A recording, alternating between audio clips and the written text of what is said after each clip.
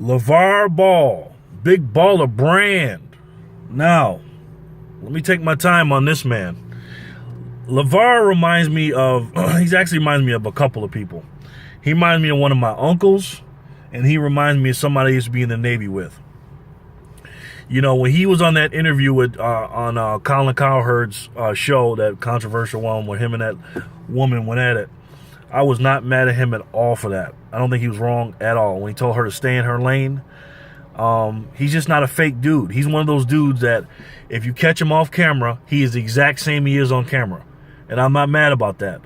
When she was talking all that crap about, you know, the daddy runs this and he got the kids scared and, you know, basically saying he's a bad person and a bad dad and all this other stuff.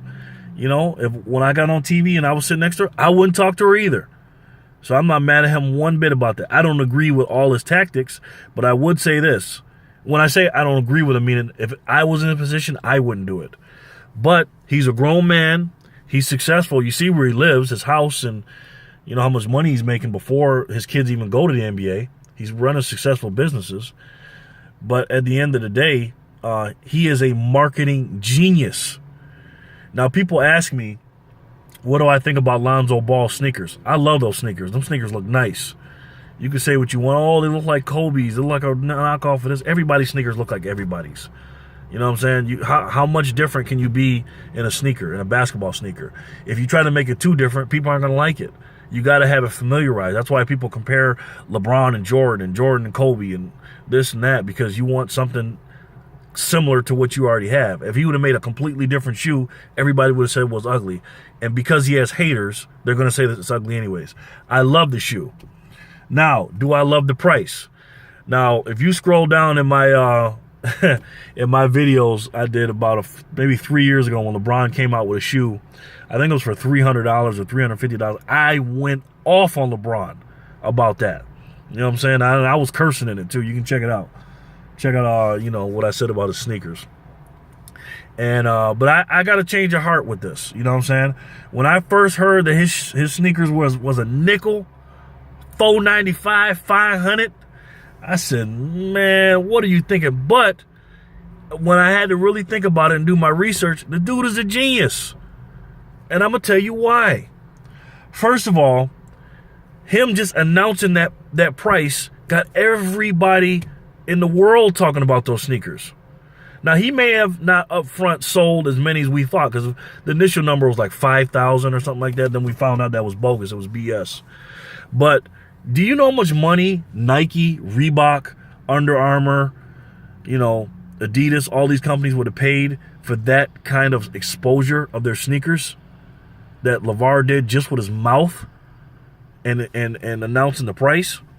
You know what I'm saying? He says a lot of controversial stuff, man, that gets people attention. Hate him or love him, you are going to talk about him. And I'm going to tell you right now, in the new version of my channel, I'm going to be talking a lot about the Ball brothers and obviously LeBron James, because that's what people want to talk about. That's why he's on TV every other second. He's getting paid. Think about this now. Think. He's getting paid to go up there and promote his brand. Who else gets to do that? The man's a genius.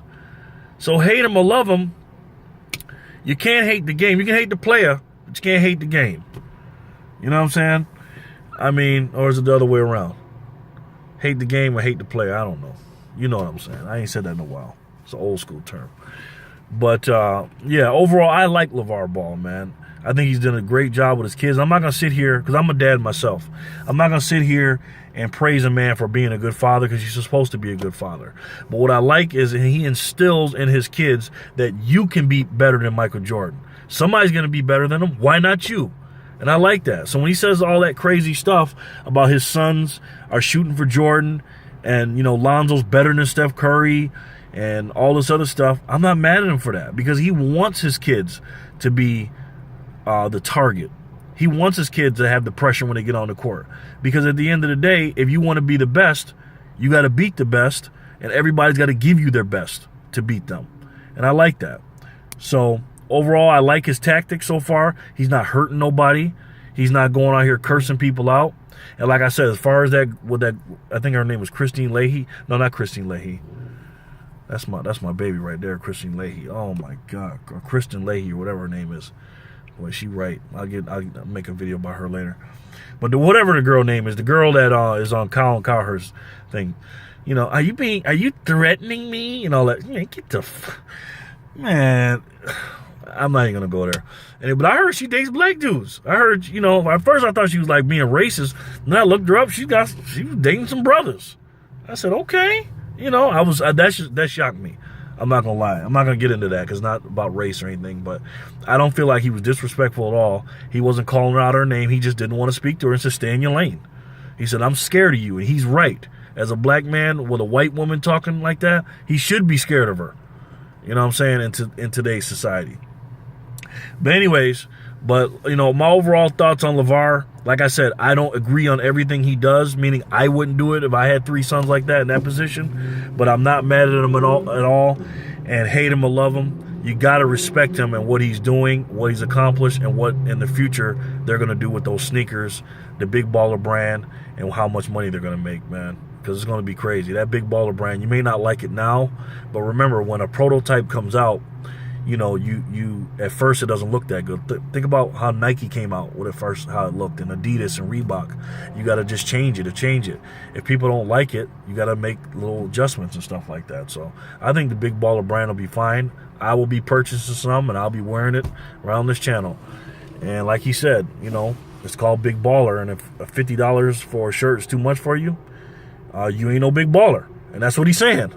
And you can't get mad at him for that. It's not called Little Baller brand or broke baller. It's called Big Baller. You know what I'm saying? So I ain't mad at him at all. So let me know what you think about LaVar Ball, his tactics, his antics, his mouth, how he talks about his kids. Is he an interruption? Do you think he'll mess up Lonzo on the Lakers? Will he be a distraction? Should the Lakers draft him, you know, Lonzo, based on what his dad is doing, or should he stay away from him? Let me know what you think about Lonzo, all right? And also leave me a comment, too, about, you know, all the stuff we're talking about, man, all the Ball brothers. And make sure you do leave a comment, because if you do not leave me a comment, I'm coming to get you, and I'll be angry. I'll talk to you later. Peace.